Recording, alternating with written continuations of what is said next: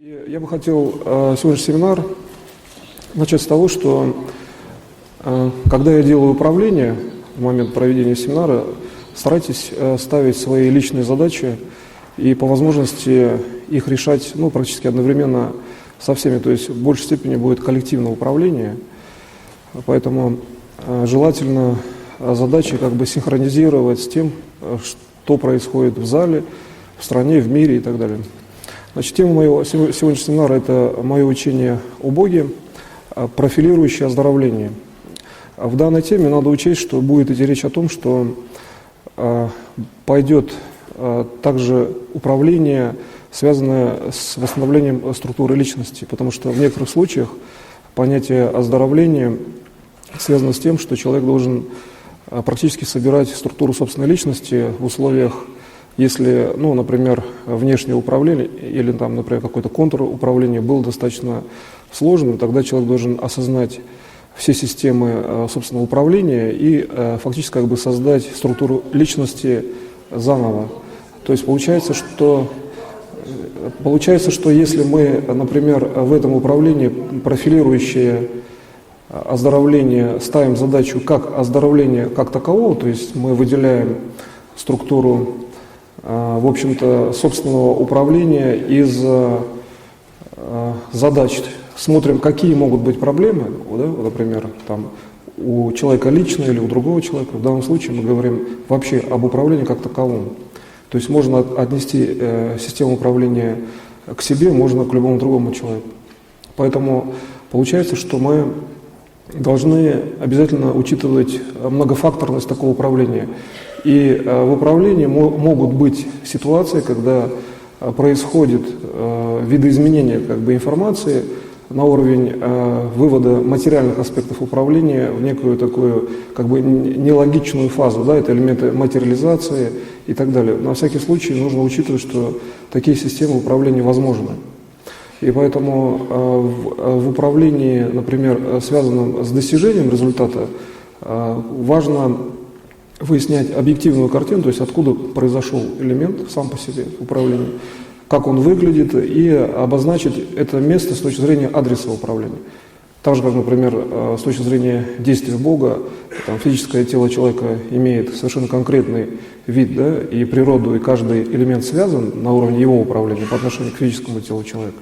Также и человек может управлять внешней реальностью и внутренней, совершенно конкретно выделяя систему конкретных точек, то есть адресных точек управления. Поэтому в данной теме выделите круг своих задач, то есть осмотрите свою информацию, внутреннего восприятия, выделите задачу как таковую. Если на оптической системе она не выделяется, это не важно, не обязательно что-то видеть в виде оптической системы, достаточно ее знать. И когда вы начинаете развивать, например, восприятие в оптике, то есть воспринимать оптическое выражение задачи, то это может быть образ, который вы просто вводите в управление, не обязательно его где-то находить. Вот здесь важно в этой технологии, именно профилирующее оздоровление, мы должны уметь создавать управление независимо от того, что происходит вокруг. Потому что задача профилактики – это иметь норму здоровья, норму действия вне зависимости от внешних обстоятельств, так скажем. Поэтому здесь, в этом управлении, выберите либо мысленно определите задачу и примерно расположите мысль, где она находится. Например, можно выделить, в зависимости от системы своей восприятия, какую-то задачу, расположить где-то возле физического тела, в конкретном месте, и считать, что ваша задача находится здесь. Значит, дальше уже надо рассматривать взаимодействие вас или ваши задачи с вашей структурой личности. И следующий уровень – это когда нужно организовывать структуру личности, фактически начиная, заново, как делает Бог, Он организовывает собственную структуру практически мгновенно и всегда получается, в логическом уровне управления. И здесь получается, что мы можем в некоторых случаях использовать эту технологию, чтобы суметь поставить те задачи, которые необходимо в любом случае решить, как выполнимые задачи, а в этом случае человек должен быть всегда в той ситуации, что он всегда может свою собственную информацию собрать. Поэтому речь идет о том, что мы в случае, например, технологии самого создания человека из уровня предположим, собственной информации или из уровня вообще просто действия. Например, вот если задуматься над тем, как Бог вообще себя создал изначально. Было просто действие, которое организовывало, да, одновременно и Бога, и реальность. То есть получается, что ведь если задуматься еще дальше, а что было до этого действия, вот как Бог вообще воспринимал и создавал реальность, которая существует до действия, то получается мы приходим к структуре его собственного размышления, да, над собой. То есть изначально можно только мыслью пойти в структуру следующего развития. То есть Бог, так же как и человек, может задать себе вопрос, например, он действует в пространстве действия, а вот что было до действия, это тоже вопрос, вообще говоря. Вот с точки зрения Бога это тоже может быть вопросом при восприятии человека. И получается, что мы рассматриваем данную конструкцию как конструкцию существования, ну, как бы некой неизменной реальности, вот, которая всегда существует, да? То есть мы приходим к тому, что в логическом, что ли, плане управления такая реальность всегда существует где-то. И если мы начинаем анализировать где, то мы получаем сразу ответ, что в точке постановки задачи, вот, где мы задачу перед собой поставили, она там и есть. То есть если задуматься над тем, вообще почему, как бы исторически, что ли, сложилось в личности, что задача где-то существует, да, в какой-то точке, мы можем, например, с точки зрения процессов управления выйти в структуру прошлого, проанализировать существование данной задачи и определить место, где задача существует вне времени, то есть она там всегда есть. То есть мы как бы по логике приходим к какой-то задаче в какой-то момент времени для чего-то. И вот в профилирующем управлении нужно рассмотреть эти задачи. То есть нужно суметь, ну, так же как человек гуляет там по парку, например, да, он примерно представляет, где какая скамейка находится, если он там был, например. И получается, что если развить управляющее, например, там, духовное видение, то можно видеть объекты управления, которые расположены в виде тех же самых мыслеформ. Первый элемент контактный, то есть постараться получить мысль в пространстве будущего. Элементарный способ, там берется календарь и настраивается мышление на число. То есть информация делается таким образом, что вы просто концентрируетесь на числе, и в зависимости от формы мышления вы начинаете выяснять, что там будет происходить. То есть вы берете информацию как бы с будущего. Да? Дальше, если информация, например, не устраивает вас, да, то есть некая скамейка в парке, условно говоря, требует того, чтобы ее обойти, тогда вы начинаете работать, ну, как бы реконструировать события. Вот как бы технологически простой прием, на самом деле эта технология при простоте такой своеобразной, она достаточно сложная в плане держать во внимании все процессы как бы мироздания, все, что происходит вокруг этой дороги, да, управления, вокруг пути управления, и умение внешние сигналы правильно дифференцировать. То есть фактически это напоминает по технологии то, что вы смотрите практически как бы глазами на все пространство. Технологически это напоминает действие, когда вы, например, представляете себе, что вы смотрите на внешнее пространство. И тогда получается, что вы же воспринимаете какие-то объекты реальности, там звездное небо, например, если это ночь и так далее, или там просто голубое пространство, или облака. Тогда получается, что в момент восприятия есть такой в сознании человека некий путь, он такой, ну, в общем-то, нетривиальный, но существующий в системе сознания человека, естественно, как некая дополнительная функция сознания человека, что то, что воспринимает человек зрением, есть определенный участок, что он предполагает, что там что-то есть и достаточно точно знает многие вещи. Вот обратите внимание, если даже прийти в неизвестную какую-то местность и посмотреть на нее, то есть точки в этом восприятии, где совершенно четко понятно, что там есть что-то конкретное. Вот вам известно, что там есть. Хотя глазами вы этого, например, не видите. В этом случае вы для себя решаете вопрос, что там, например, вам не нужно туда идти, там, потому что вы знаете, вот, например, как путник, да, решает для себя вопрос, куда он должен идти. Если восприятие пространства, ну, как некая задача, что ли, он воспринимает пространство так, что какой-то участок ему известен в его взоре, то он туда может не идти, потому что он понял, о чем речь, да? Он должен идти в какое-то следующее место. А вот следующее место, если ему все известно, он определяет тогда сам. То же самое делает Бог, он каждое следующее место определяет самостоятельно. Да? И вот если задуматься над тем, как он определяет это место, ведь ему все известно, то есть как бы он ни смотрел, он все равно все знает, Бог. Получается, что он должен определить действие свое, исходя из своих как бы побудительных мотивов. Вот он должен это действие как бы создать, получается, таким образом, чтобы оно было не такое, как уже существующая система, что-то новое, да, он же должен делать следующую задачу. И одновременно интеграция именно макросозидания должна быть совершенно такая, чтобы она была понятна людям. Вот в задаче Бога, основная задача – это понимание людей, на самом деле. И когда мы начинаем, предположим, делать управление по оздоровлению, вот, например, таким сверхфорумом, там, быстрым форумом оздоровления, то вот этот уровень действия Бога желательно распознать именно в профилирующем восстановлении, что структура личности человека прежде всего ориентирована на постоянную, на вечную жизнь самой личности. Так же, как у Бога, Бог знает, что Он вечно живет, и Ему будущее достаточно известно с точки зрения того, что Он к этому будущему придет. Ну, то есть логическая задача для Него решена достаточно просто. Он практически видит связь между своим действием и тем, что Он это действие совершит в любом случае, когда-либо. Да? И вот здесь, вот, чтобы была синхронизация времени, Бог может, например, ввести время. Вот если задуматься над тем, а где вообще время, понятие времени вводит сам Бог. Вот с точки зрения Его задачи, Ему как раз-таки нужно в этой точке ввести время. Поэтому получается, что есть время Бога, то есть его можно выделить и получить управление в структуре этого времени, тогда получается, что вы абсолютно защищены от какого-то внешнего воздействия, предположим, да, от внешнего действия, и здесь идет очень мощный уровень оздоровления. Поэтому именно в профилирующем управлении, там, где делается профилактика возможной проблемы, нужно обязательно ориентироваться на время, которое имеет специфическую форму. Это время более выпуклое, оно определено точками пространства, то есть оно выглядит как пространство в восприятии.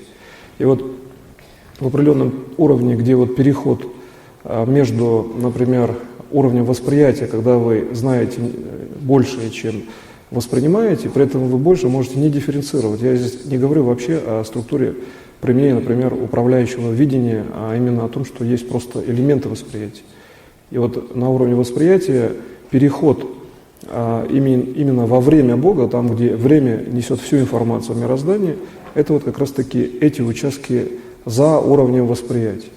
И вот когда мы начинаем этот уровень начинать находить, то есть дифференцировать уровень как структуру, например, собственного развития, то есть вот как можно определить, например, как это время там расшифровывается, как эти места достигаются, то получается, что здесь можно увидеть в своей собственной личности, что это есть развитие личности в структуру каких-то действий, то есть именно совершение действий в условиях там управления словом. То есть слово может быть сказано там частично, полностью иметь какие-то волновые системы управления, и при этом мы имеем одну и ту же сущность, например, бесконечного развития. То есть бесконечное развитие, если промодулировать управление на слове, начальная буква слова, там, часть слова, все слово или предложение, и рассмотреть, как при этом совершенно устойчиво или там, как варьируется система бесконечного развития, то можно увидеть, что в структуре личности, в организации самой личности именно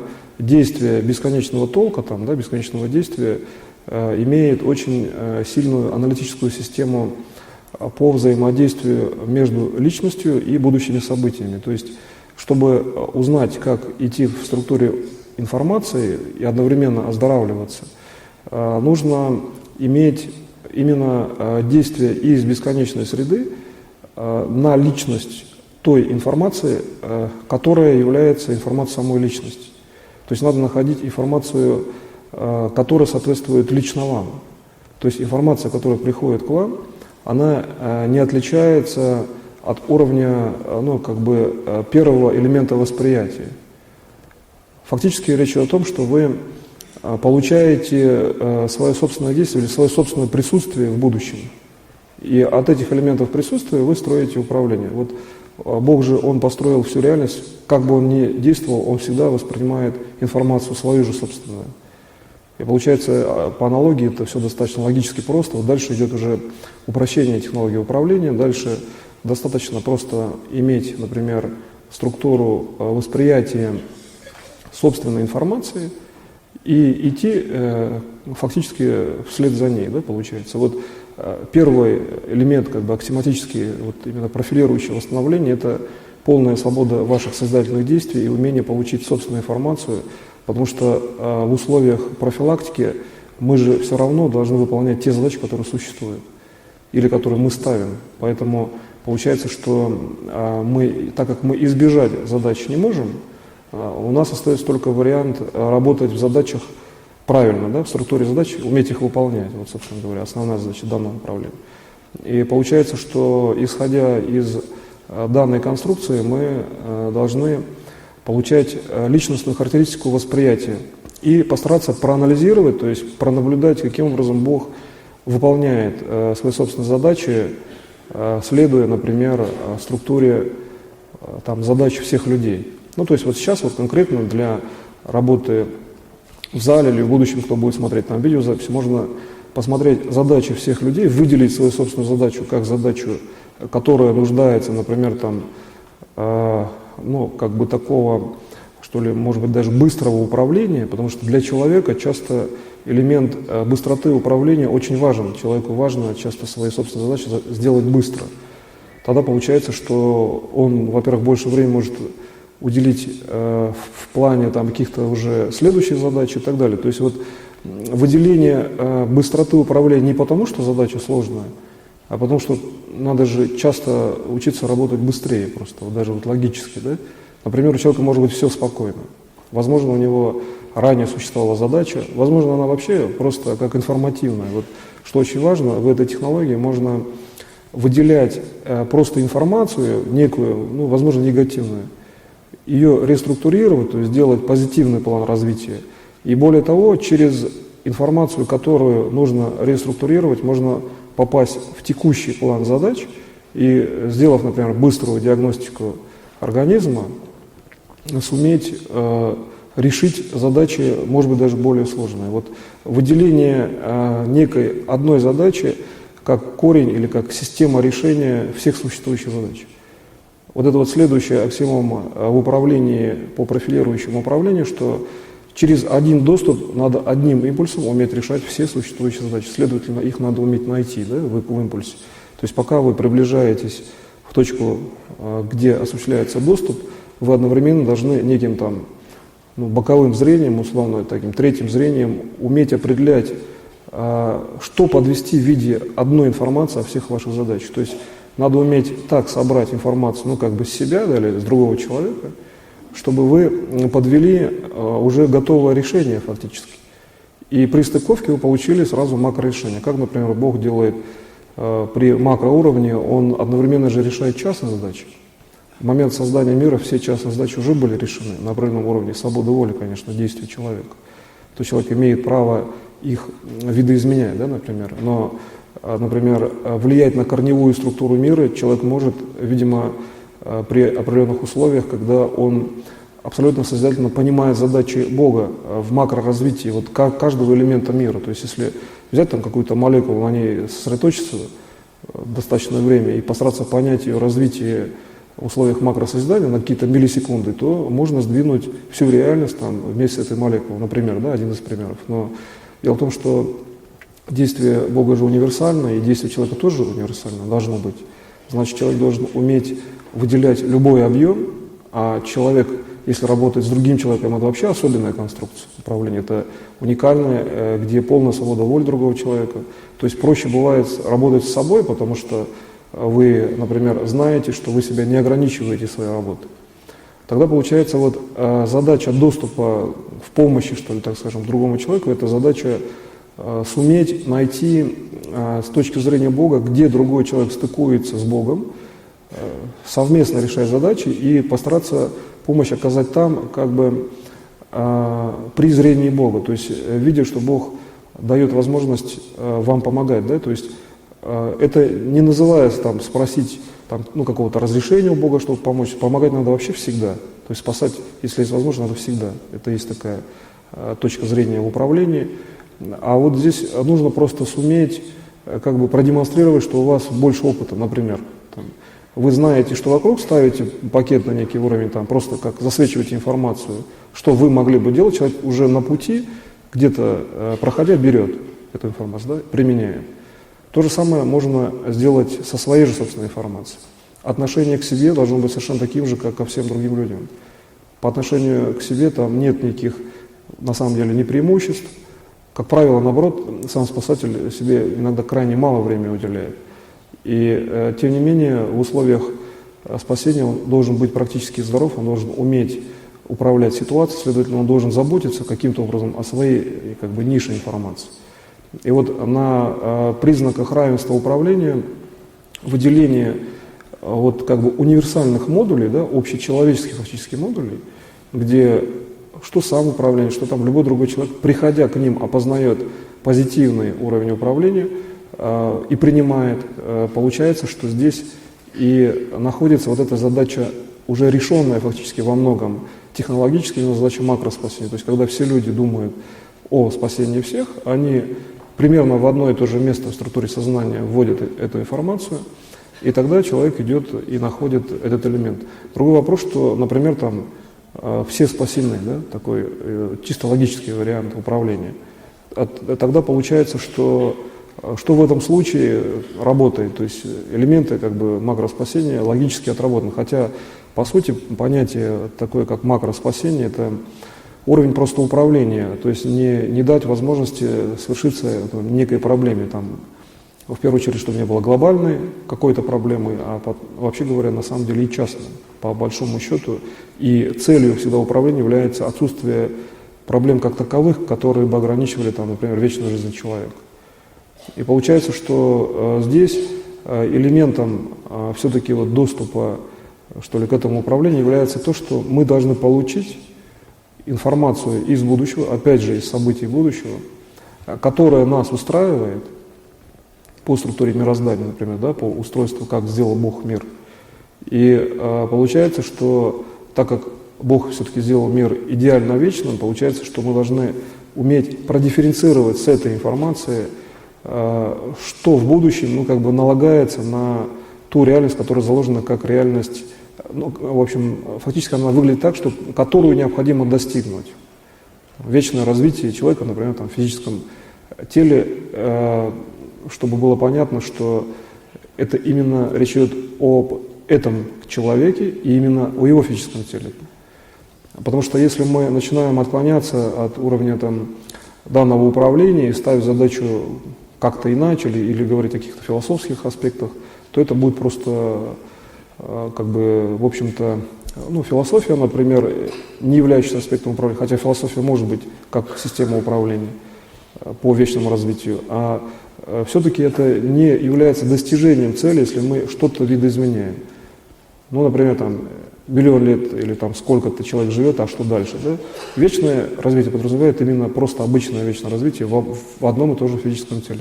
Вот умение формулировать и ставить задачу такой, как она есть, то есть что мы говорим, то и делаем, очень важно для того, чтобы в профилирующем управлении получать сейчас уже, пусть даже вначале, может быть, какие-то по времени результаты, да? Например, не мгновенно, если это не нужно. В некоторых случаях, возможно, нужно получать мгновенный результат. И получается, что вот здесь вот умение сосредоточиться именно на общей вот этой макроцели приводит к тому, что дальше, если мы говорим о том, что мы решили задачу спасения, существуют элементы вечного развития. А элементы вечного развития, ну, например, некий экстремальный контекст, который подразумевается в системе спасения как таковой, то есть спасение значит, как бы существуют некие проблемы, нам на них среагировать. А в случае вечного развития мы имеем уже, получается, структуру более как бы гармоничного толка восприятия человека, где человек считает, что он практически имеет необходимость просто развить систему там, текущего, хорошего, например, положения дел или там, благоприятного с точки зрения именно вечного контекста. Это, в общем-то, специальная задача на самом деле. Вечное развитие – это специальная задача, и технология этой задачи отличается от технологии обычного, там, например, там, здоровья, там, да, предположим, пусть даже, или там, например, если вот поставить задачу бесконечное здоровье человека. Получается, что да, это вечное тоже развитие с одной стороны, но вечное развитие подразумевает вечная жизнь, это умение работать в структуре жизни, да, всей жизни. То есть это все равно другой объем информации. Вечное здоровье, значит, да, он живет вечно, благоприятно, но как бы автономно.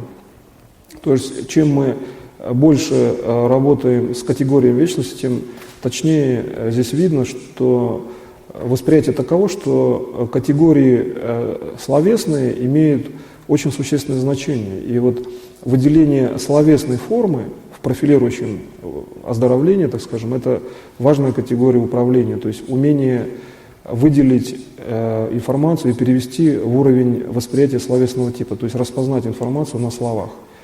Поэтому третьей категорией управления, неким даже аксиоматическим уровнем, постулирующим уровнем является то, что слово, которое вы получаете как слово распознания информации, не должно содержать крайних негативов будущего.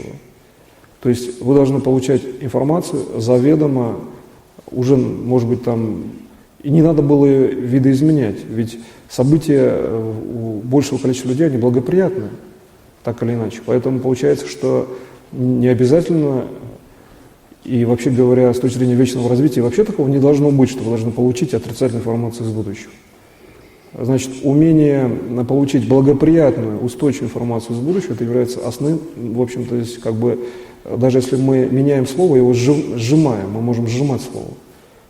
То есть старайтесь пользоваться словами, которые не имеют, может быть, явных параметров в управлении. Умение, может быть, сокращать слово. Ну, как студенты там пишут, сокращают, тогда слово имеет другой смысл, и вы понимаете с этого слова, уже управляющий контекст у вас другой, да?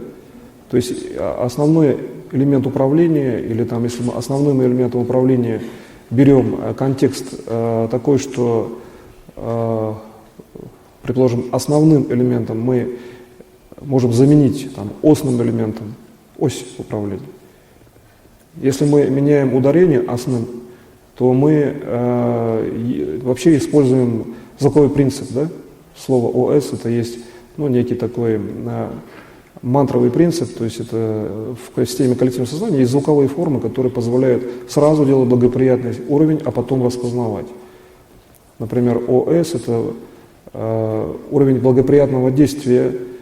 Как вообще строилась восьмерка, предположим, да? Можно взять букву О, можно взять S соединить и S там, например, продлить. Ну, можно построить любую конструкцию логическую и понимать, что мы из локального действия получаем бесконечное. У нас есть инструмент, например, там слова. Мы хотим перейти в число, да, получить восьмерку. Тогда вот это ОС, переход в восьмерку, мы фактически как бы навязываем систему будущего вечного развития. Следовательно, следующее уже управление аксиоматического уровня – это умение навязать, фактически, то есть ввести свою систему управления на основе любого знака, на основе любого сокращения слова, на основе любого восприятия первичных параметров слова. Если вам слово не нравится, вы его не воспринимаете дальше. Значит, и начинаете там уводить управление в сторону благоприятного слововыражения, так скажем, да? То есть это, в общем-то, не выглядит как некий элемент, что ли, взаимодействия, где слова как будто бы просто извне идут. Вы все время слова как бы вводите все-таки самостоятельно, но вводите так, чтобы они при стыковке с системой реальности давали как бы такую коррелирующую, что ли, в лучшую сторону реальность, или даже коррегирующую систему взаимодействия. То есть сама коррекция, независимо даже от сказанных слов, либо коррелирующие или коррегирующие, мы берем и получаем все равно благоприятное управление, потому что в душе и в духе человека благоприятная система вечного развития уже заложена. То есть мы возвращаемся к духу, который присутствует там, да, в нашем действии в будущем. Мы встречаем свое собственное духовное действие и к нему же возвращаемся. Видим свой собственный дух, который уже действует перед нами. Также и Бог действует в плане управления, Он духовным действием создает следующую реальность. Ведь духовная реальность, вот что очень важно, у Бога и у человека, это именно реальность духовного действия. Вот чтобы для Бога распознать где материальная там система действия, а где, например, информационная, да, он должен тогда действовать духовно и видеть духовное действие и знать, что это есть действие духовное. И получается, элемент знания он вводит как создание своего собственного духа, распространенного там, в бесконечности. Для человека можно дух развить. То есть, например, объем духа у человека, он, например, там какой-то один, да? Но, тем не менее, развить дух в бесконечную фазу, получить бесконечное действие духа, потому что каждый элемент бесконечен, для человека это, в принципе, тоже элементарно, он просто должен посмотреть на реальность, которая существует как бы вне системы действия, вне системы, может быть, каких-то выявленных действий. Что есть духовное действие? Умение действовать дальше, выше и так далее. Получается, что, исходя из этого, сейчас вот возьмите свои собственные задачи, просто вот сгруппируйте уже в отдаленной реальности, как бы по времени даже дальше. Кстати говоря, чем дальше вы текущие задачи выводите по времени вперед, тем они эффективнее решаются. Например, если вы имеете какую-то проблему и решаете ее сейчас, там, рассматриваете промежуток решения через неделю, например, да, а через неделю уже может не быть вообще этой проблемы, во-первых. Значит, а во-вторых, оттуда проще смотреть на ситуацию, точно ли вы делаете управление по времени. Может быть, вы там делаете лишнюю работу, есть смысл просто заниматься другим спокойно. А данная ситуация просто как информация, ну, она не такая, чтобы уж очень она проблемная. Бывает так, что информация просто действует на человека, и либо человек с ней взаимодействует каким-то образом, либо он может просто считать, что информация такова, что можно сейчас на нее не реагировать, например. Да? То есть умение точно знать элементы развития любой информации.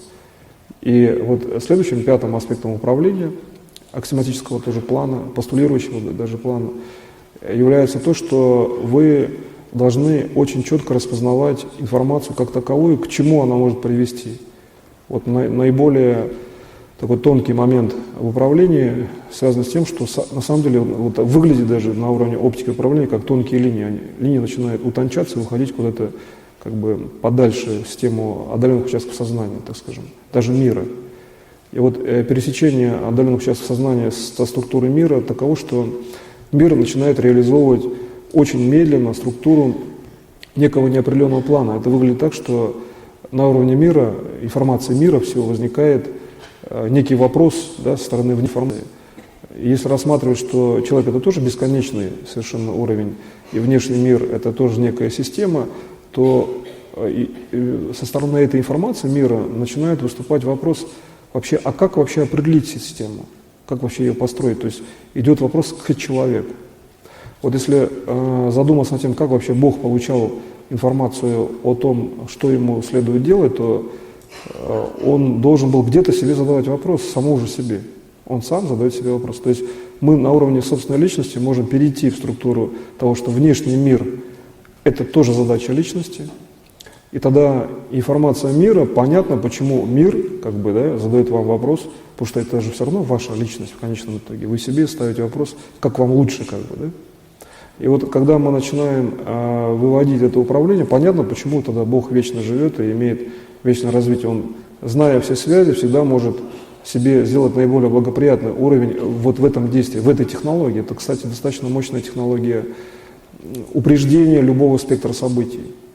В этой технологии совершенно четко можно понять, что радикально отрицательного события 100% не произойдет. То есть вот здесь вот именно на этом участке значит, задания как бы вопроса вы можете варьировать действия. То есть ваш ответ должен приводить к тому, что вы получаете благоприятное действие. И тогда получается, что исходя из этого уровня действия, вы должны суметь, самое главное, не отойти от цели как бы, да, вот, в текущем времени. Вот, то есть есть логическая цель, есть информационная цель, а есть цель, которая как бы сама по себе существует на вашем больше, так сказать, как бы все знания. Есть такой элемент у человека. Человек знает, что есть вечная жизнь, вечное развитие, он видит даже на определенном участке души. Можно определить этот уровень души, выглядит как уровень зеркального отражения любой информации. И находится в районе сердца. как некая такая отражающая система зеркального типа, ну, как вот капля, да, например, там, росы с внутренней поверхности посмотреть, когда она капает, вот внутренняя поверхность отражает реальность. Если открытый, ну, там, свет солнца такой яркий, вот такое отражение, если перенести этот образ сюда, а многие могут сразу найти, лучше работать не образом, а найти эту систему, то получается, что человек знает, да, что есть вечное развитие, и тогда надо базироваться на знании, то есть на прямом видении этой реальности. Вот это будет уже управление другого толка. То есть если человек знает, что есть дорога, он не может сказать, что ее нет. Потому что в условиях управления часто имеет значение фиксация, например, мышления. Вот что в этот момент человек думал, чем он занимался. И умение, значит, сгруппироваться человеку и сформировать некий там даже формат или пласт управления, это все-таки время какое-то. И за это время, если человек, там, например, мгновенно не ответил знанием, да, так скажем, ему придется тогда тратить какие-то, пусть даже миллисекунду, чтобы систему восстанавливать и начинать тогда вот этому вопросу отвечать, что да, ему нужно исключительно благоприятное развитие. Почему я говорю, что технология вечного развития, вечной жизни – это специальная информация. Надо вводить, что ему, например, нужна вечная жизнь, тогда действие другое. Вот обратите внимание, резервность действия должна быть намного выше тогда у человека.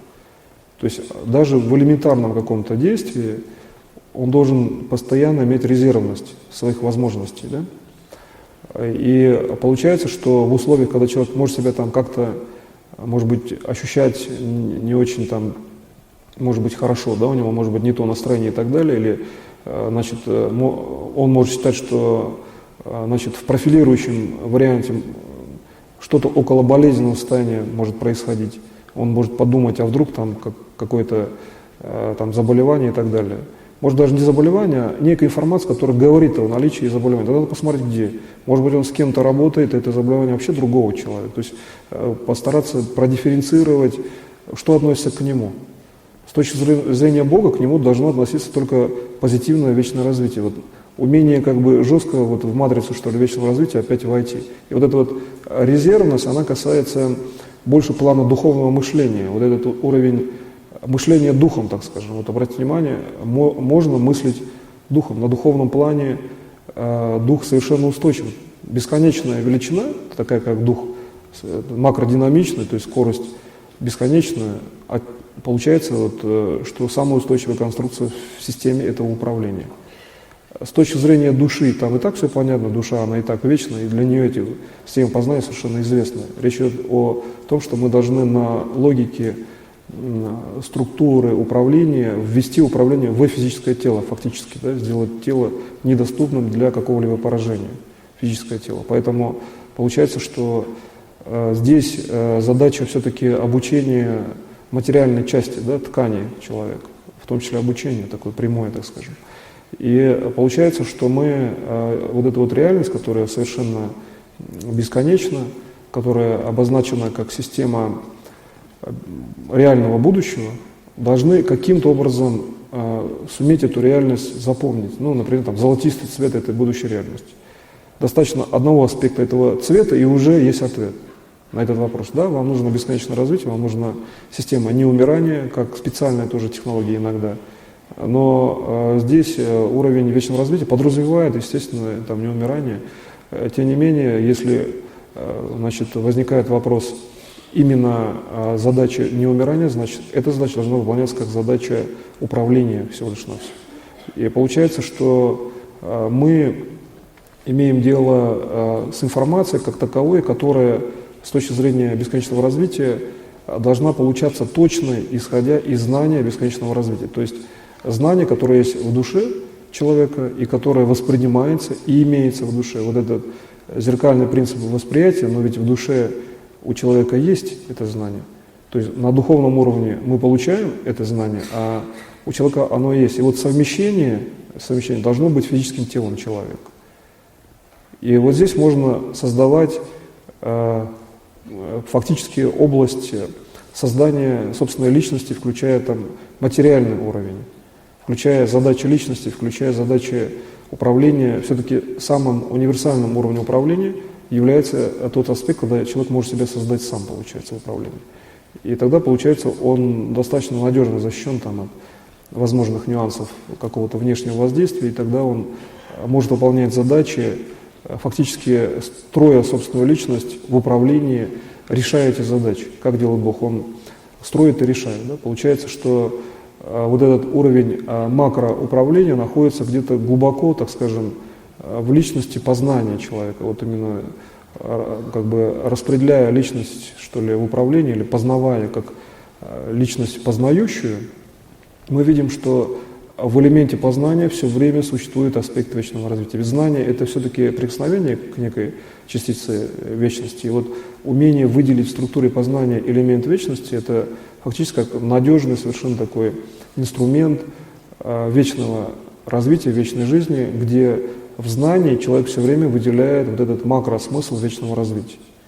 То есть, например, если есть задача там, повлиять на температуру информационную, да, в пространстве восприятия, можно взять и уменьшить структуру в управлении, то есть сделать температуру ниже, например, да, и при этом, когда вы делаете ниже температуру, тогда в восприятии вы можете пойти там на два уровня. Либо вы воспринимаете, что она та же на градуснике, либо вы понижаете, или вы просто воспринимаете ниже за счет восприятия. Вот здесь вот элементом некого тренинга является то, что вы можете практически заниматься управлением на уровне либо, предположим, стратегического мышления, и это будет реальностью и давать сопоставимый результат, либо вы работаете на уровне физической материи только, да?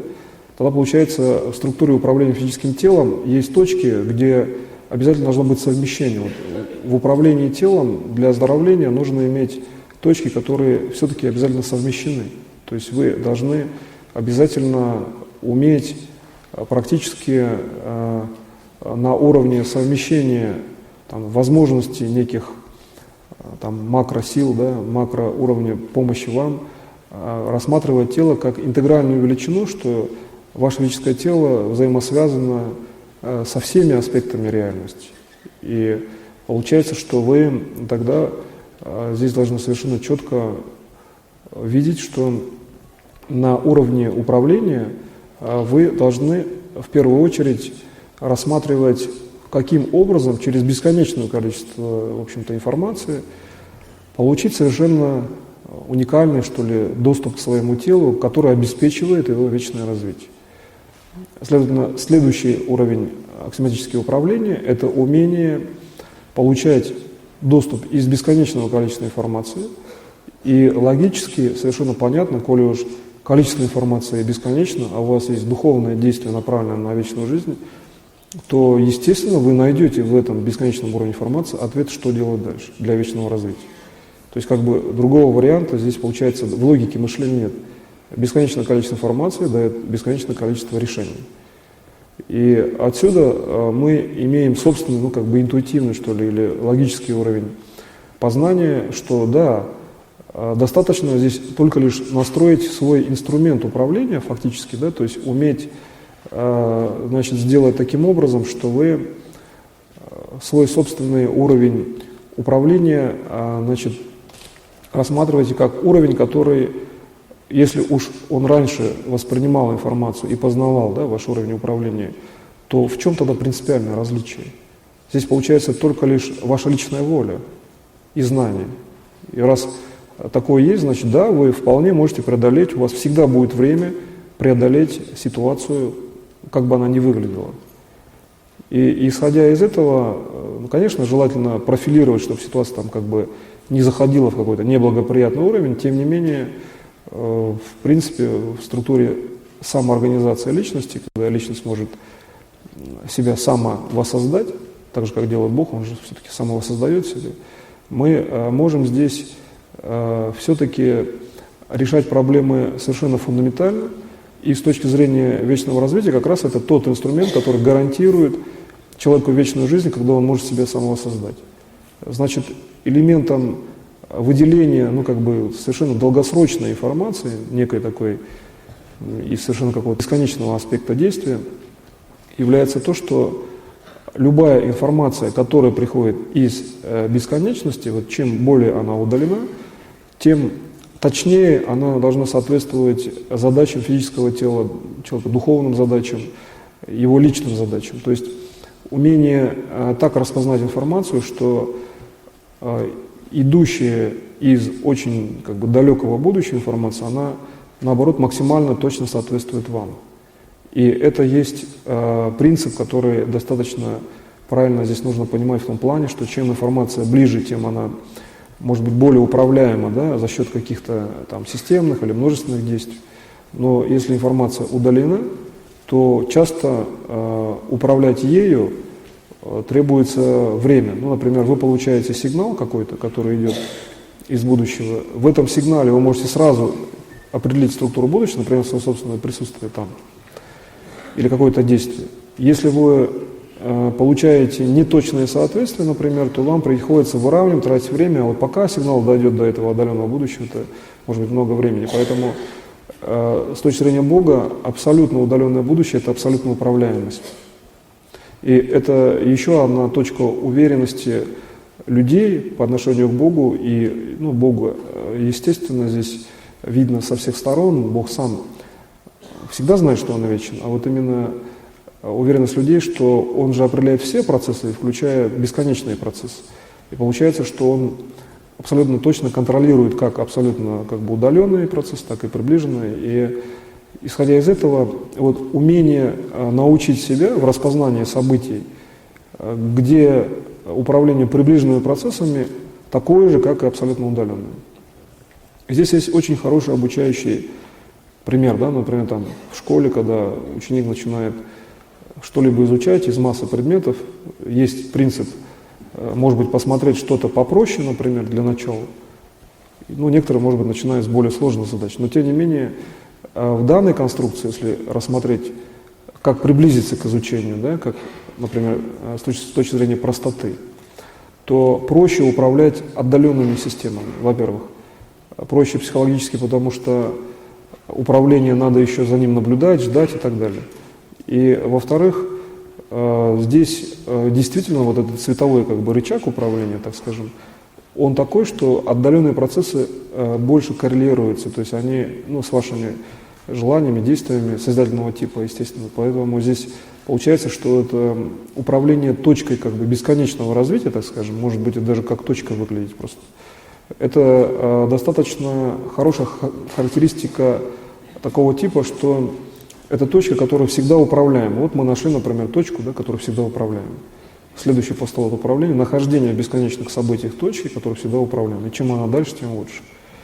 И из текущих элементов управления, так как та точка все-таки абсолютно управляема, так как у Бога делается, и дальше мы текущие события начинаем связывать с этой точкой.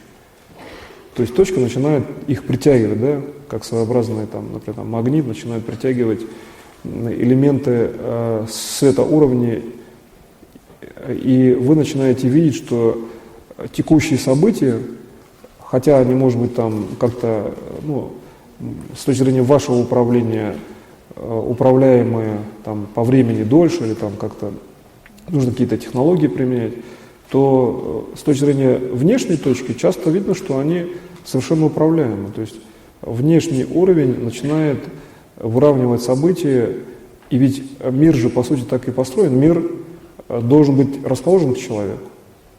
То есть мы начинаем приводить мироустройство в норму, получается, просто-навсего. То есть мы ничего нового не изобретаем, на самом деле. И тогда получается, что, исходя из данной концепции управления, мы берем и нормируем систему событий по отношению к бесконечному развитию всего мира. То, о чем я говорил, коллективное сознание, управление, тогда естественным образом наше состояние становится тогда нормальным, получается, в плане нормы, что ли, вечного развития имеется в виду. Вот именно этой нормы. Что вы тогда начинаете видеть технологичность, начинаете получать какие-то технологии управления. Любое развитие, оно нормальным считается, просто в данном случае оно будет более оптимальным. И получается, главное, чтобы происходило развитие действия. Так что в текущей задаче управления сделайте управление таким образом из точки бесконечного будущего выходите на свои задачи, как бы их вытягиваете в структуру вечности. И они начинают выравниваться. То есть выравниваться в фазе коллективного сознания, что у всех получается. Вот здесь очень важный принцип, что получается у всех, а тогда, естественно, получается у вас, да, естественно. Так что вы сейчас делаете управление, я поработаю вместе с вами.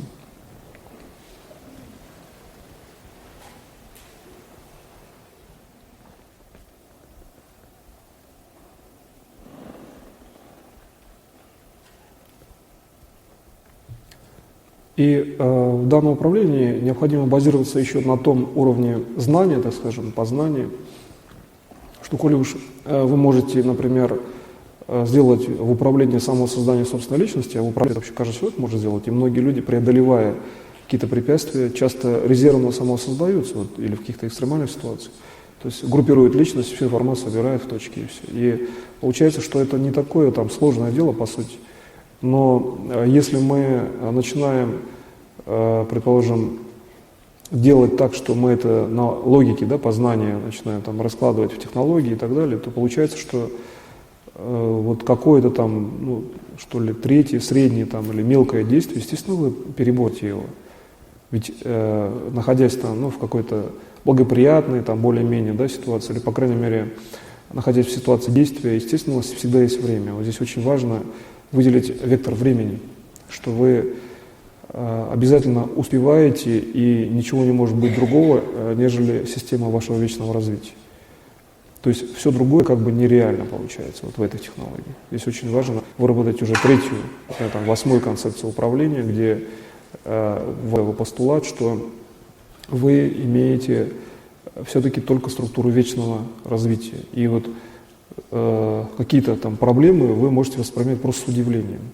То есть используйте свой собственный потенциал, ну, некого такого, может быть, часто необычного порядка. Человек удивляется, если там, ну, чему-то новому, например, или просто то, что в виде удивления воспринимается. Вы берете и вносите структуру, например, удивления ко всему, что соответствует не норме. Ну, то есть вы берете там на человеческом уровне, вводите просто управление удивлением, что с какой стати вы находитесь в системе вечного развития и почему вдруг нечто возникает такое, что вам приходится напрягаться, чтобы как бы выровнять управление. Да?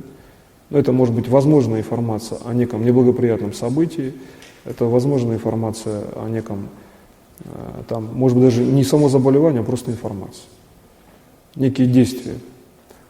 И вот вы должны на уровне личностном быть там просто удивлены, почему так происходит, и начинать строить уже личность с точки зрения эмоционального уровня управления, где эмоции — это есть уровень, привнесенный к как бы прежнему состоянию личности. Ну, то есть, где вы обладаете совершенно точно, да, спектром своих эмоций, чувств, тем уровнем, который обладает каждый человек, и вы совершенно практически 100% контролируете основной спектр эмоций.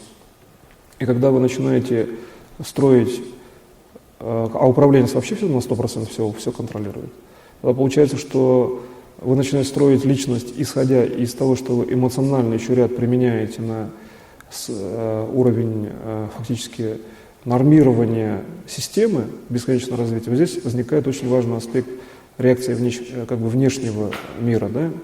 Внешней информации, там, внешнего вещества.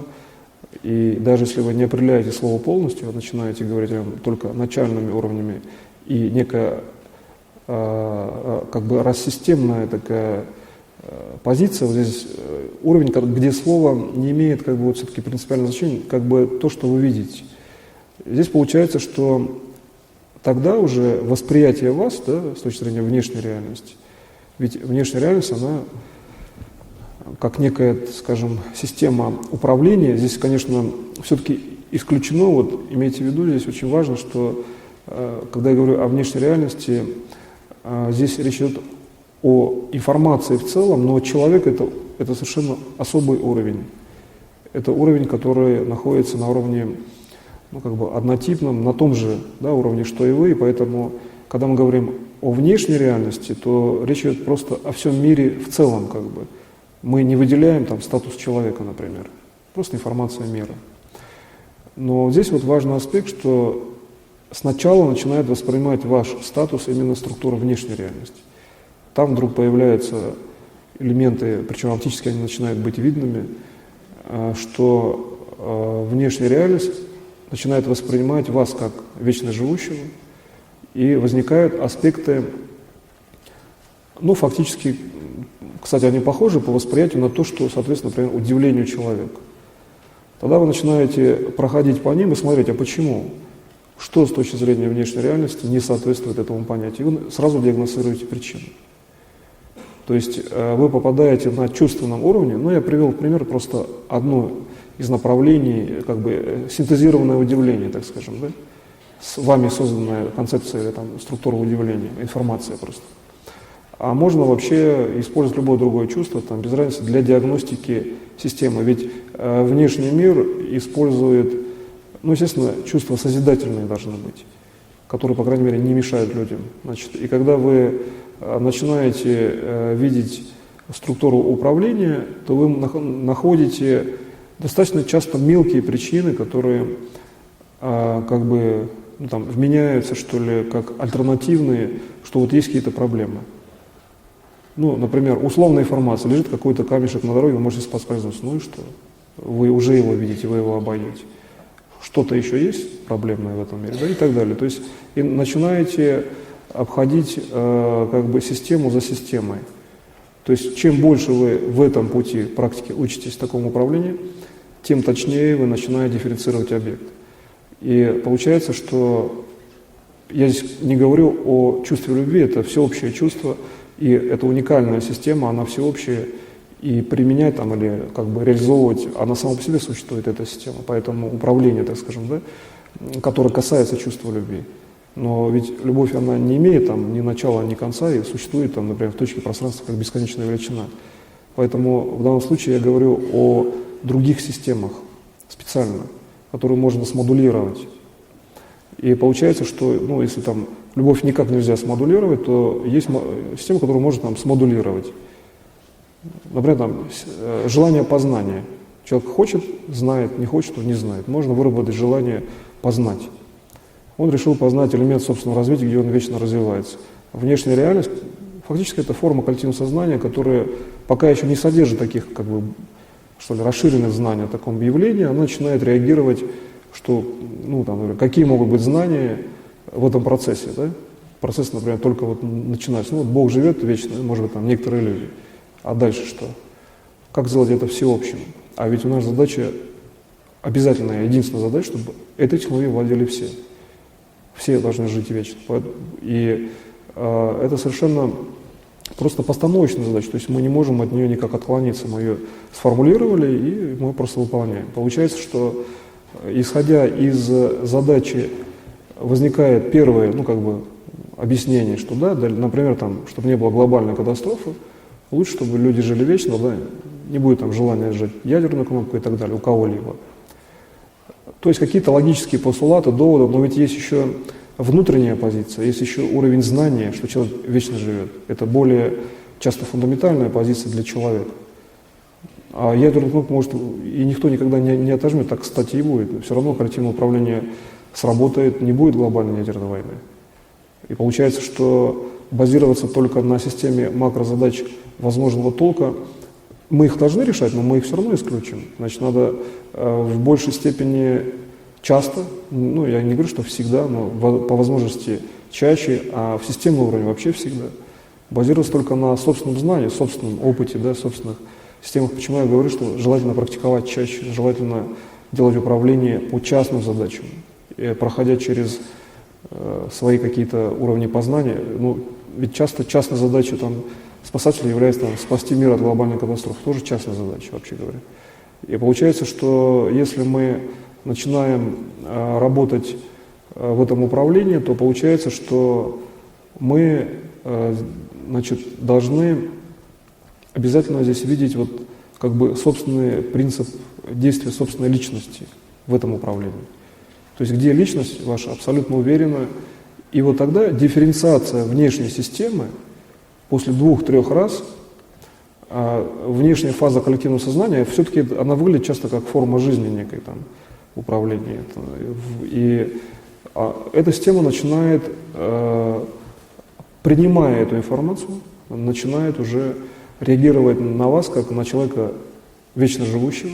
Дальше вы видите реакцию этой фазы коллективного сознания, например, что есть эта фракция, да, ну, как бы внешнего управления, что идет самодиагностика системы, и система начинает реагировать так, что ведь есть, например, там ядерное оружие, да? Значит, опять некая нестыковка. Там есть логические версии управления, что ядерное оружие, например, может взорваться. Вы выявляете эту структуру и прерываете связь, что она не может взорваться. Вы это увидели и разомкнули систему. И так далее. И пока не очистили, ну, может быть, вам придется потратить полчаса, чтобы никакой там ядерный арсенал, как бы он ни назывался, да, вообще любое оружие, значит, вообще, чтобы оно не сработало, например, да. То есть вы начинаете работать по всему полю управления. Как правило, это недолго на самом деле, потому что ведь форма коллективного сознания, которая реагирует, ну, как бы не так, да, которую надо еще научить, эта форма, на самом деле, это просто обычный объем информации, такой же, как и все. Такой же, как одна молекула, там, то есть это универсальный уровень управления, просто надо его проработать, чтобы ваши личные задачи быстрее выполнялись, а это системное управление, ну, было бы таким, чтобы в коллективном сознании была воспринята ваша система действий по вечному развитию. А дальше уже вы можете очень мощно дать управление всем, вот сейчас, кстати, можете дать управление всем сразу и себе, и увидите, что в форме, где вы отработали коллективное сознание, вот сейчас вы работаете вместе со мной, вы получаете мощнейшее благоприятное действие, то есть благоприятное развитие любых своих задач. Вот есть точка управления, которая в динамике нашего мышления, действия очень четко стыкуется с тем, что бесконечное развитие есть у человека на информации. Это как платформа конкретная. И выглядит, ну, на уровне зрения, она на уровне где-то лица находится, вот примерно, скажем, такой фон информации. В первом элементе восприятия это золотистого цвета информация.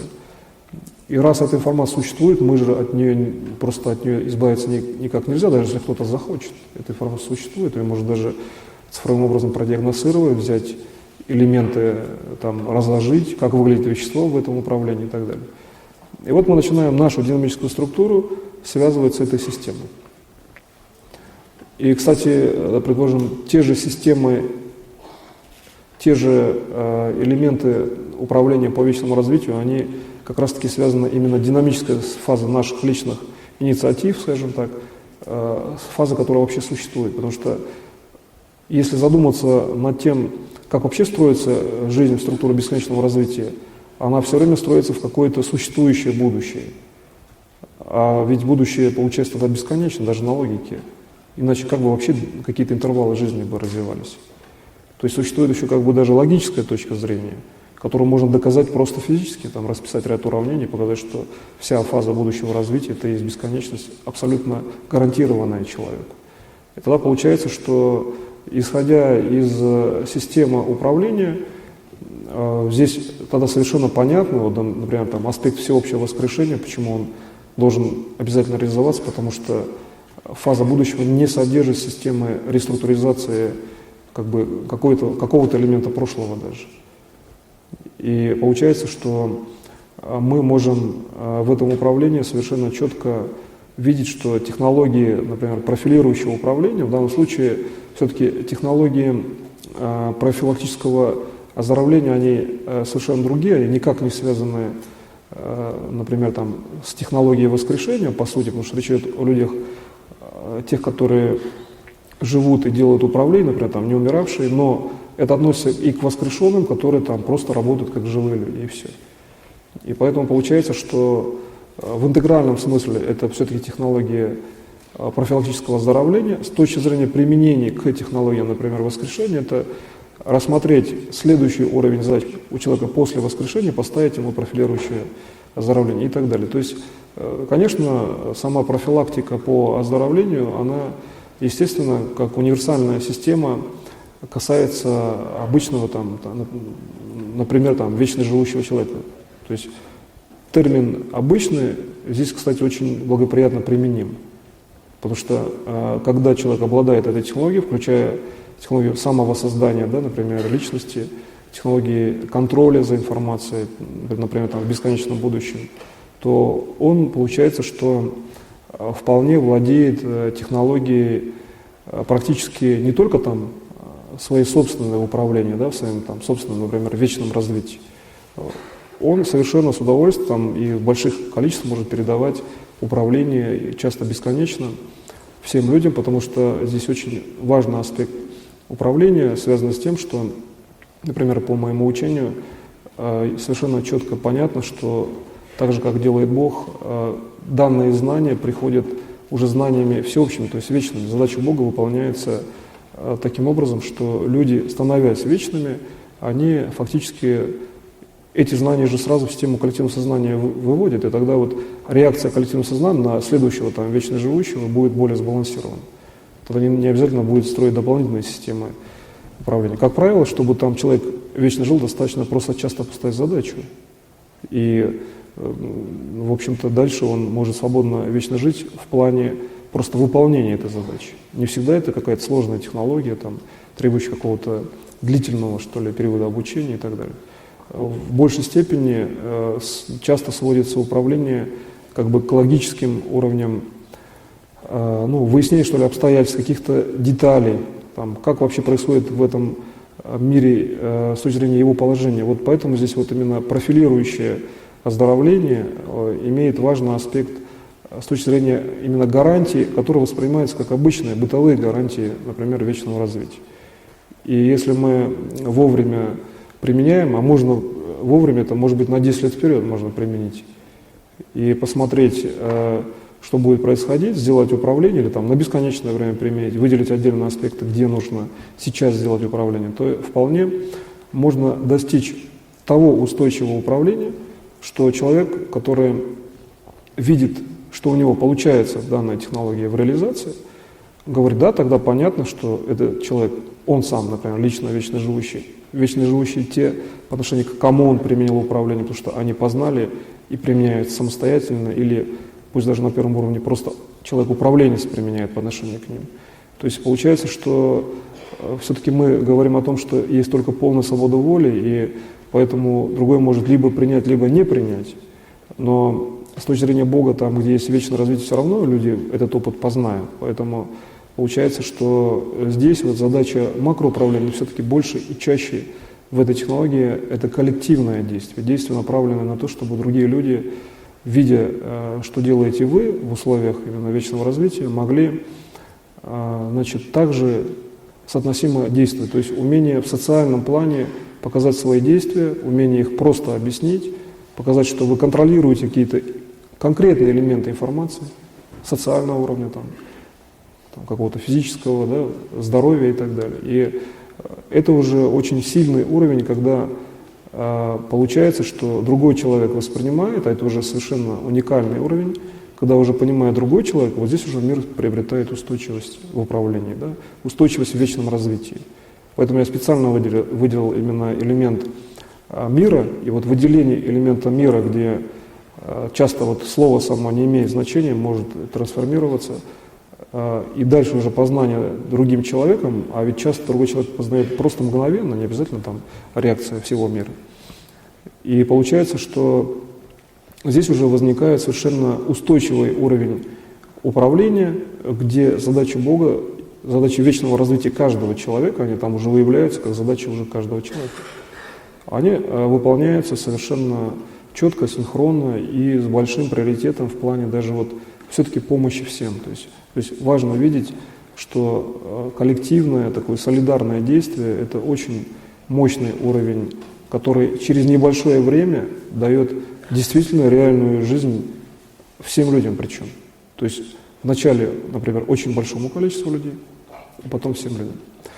Значит, в данной технологии желательно технологию применять как прикладную, практического толка, в плане, где практика – это и есть исследование просто часто словам. И, например, если расписать, исследовать просто там даже аксиоматическом уровне управления, в профилирующем плане управления, где есть, например, аспекты самого создания человека, здесь можно, в общем-то, выделить даже такую совершенно четкую конструкцию, как некую систему с конкретным алгоритмом, и вот пользоваться ей как совершенно прикладной технологии, которая дает точные координаты, обеспечивает реально вечное развитие человека. На этом я сегодняшний семинар заканчиваю. Спасибо большое за внимание.